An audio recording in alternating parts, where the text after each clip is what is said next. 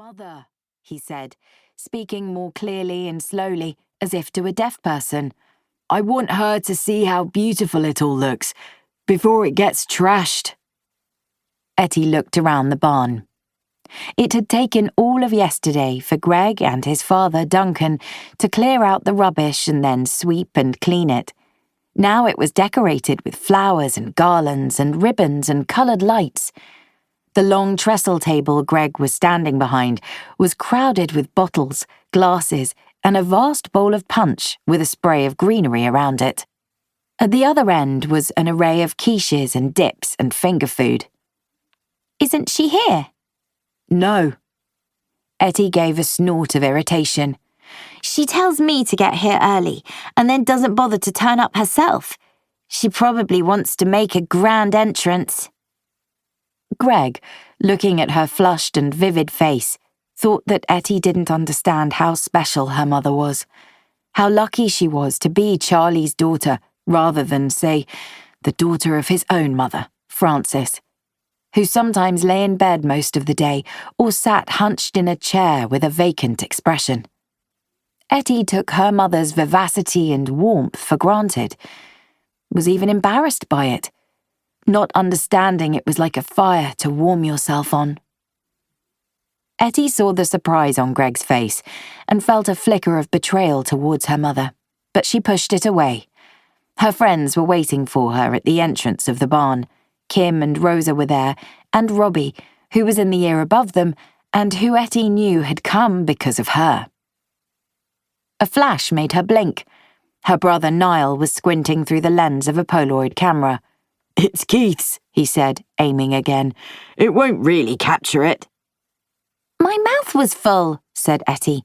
"You shouldn't take pictures of people when they're eating."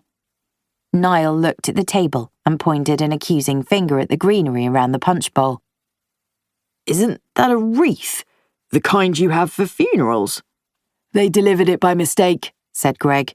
"It's for Doris Winters. She died last week, aged 97. They'll probably come for it tomorrow. I thought she wouldn't mind if we used it first." "Is that really what you're wearing?" Niall asked Etty. Etty glanced down as if she was seeing her clothes for the first time. A short black dress with a flannel shirt over the top of it, and her Doc Martens. "Looks like it."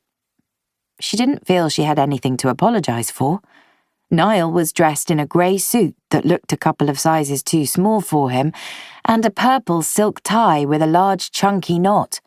Greg wore paint-spattered jeans, an old shirt rolled up to the elbows, and on his head a shabby flat cap that his father often wore. She saw her other two brothers standing a few yards away, deep in conversation.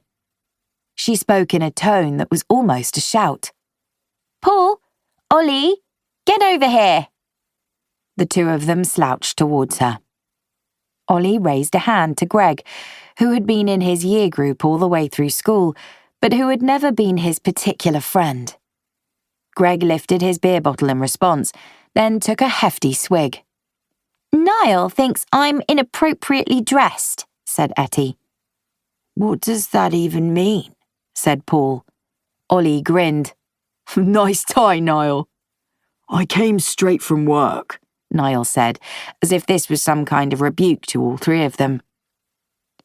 Seeing her three brothers in this strange social setting, Etty felt there was something comic about how different they were. Niall was tall, solid, heavy-footed. His sandy hair was cut short. Even though Ollie and Etty were still at home, Niall already had the resigned, resentful air of the child who had stayed, the son who had entered the family business. Paul seemed not just different, but a different race. He was small and thin, with a soft, round face that made him look younger than his 21 years. He was the child who had left, gone to college. He never talked about it, but Etty had a feeling that it wasn't working out, that there was bad news somewhere. But Paul hadn't told them about it. Paul didn't tell people things. Ollie was the brother who was like her. At least that's what people said. They were the fun ones, the party-goers, the sex and drugs and rock and roll ones.